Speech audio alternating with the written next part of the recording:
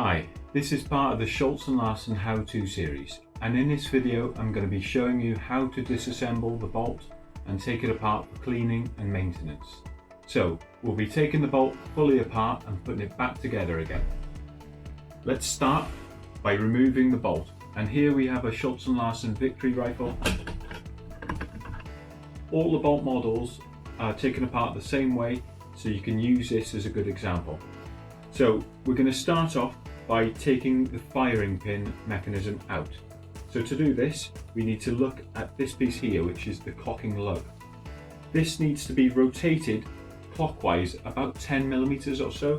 So to do this, we need to use the inside of your knuckles and grip the bolt tightly and have a firm hold whilst giving it a clockwise turn.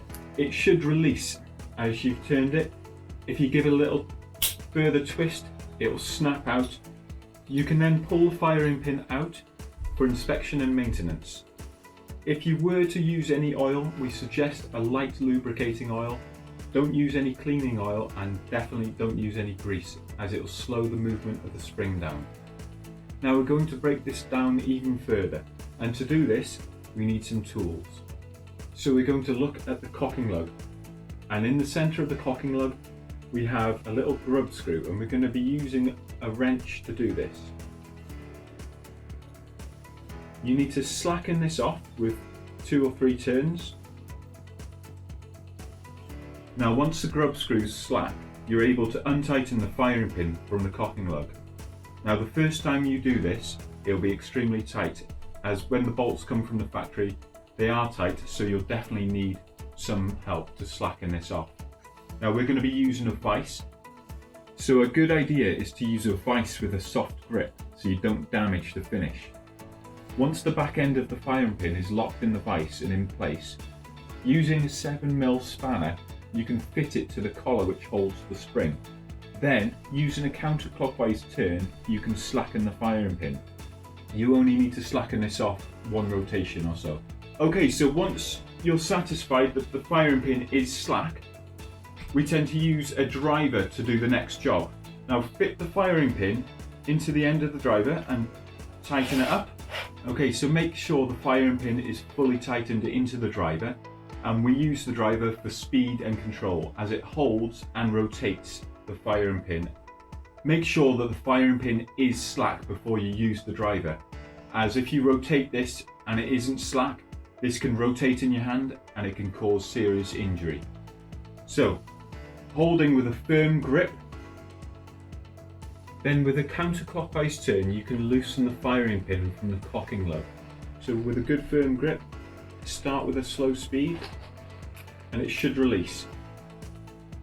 So now that's all done, you have all of the components. You've got the spring, the firing pin, the cocking lug and the cocking lug housing.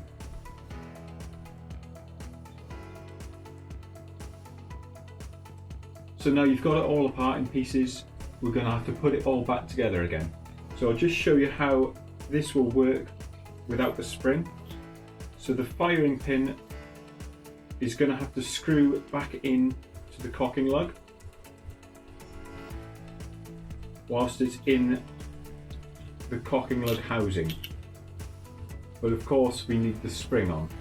So it's simple enough to do without the spring. It can be quite tricky with the spring. So to start with, we're going to be sliding the spring back onto the firing pin, and this will need to be fitted through the hole in the housing and into the cocking lug. Using our driver, make sure you've got a good firm grip on the firing pin, and as you're inserting the firing pin back into the housing, we need to compress the spring and make sure the thread aligns correctly with the cocking lug. Once it's in place, we can then use the driver to tighten it up.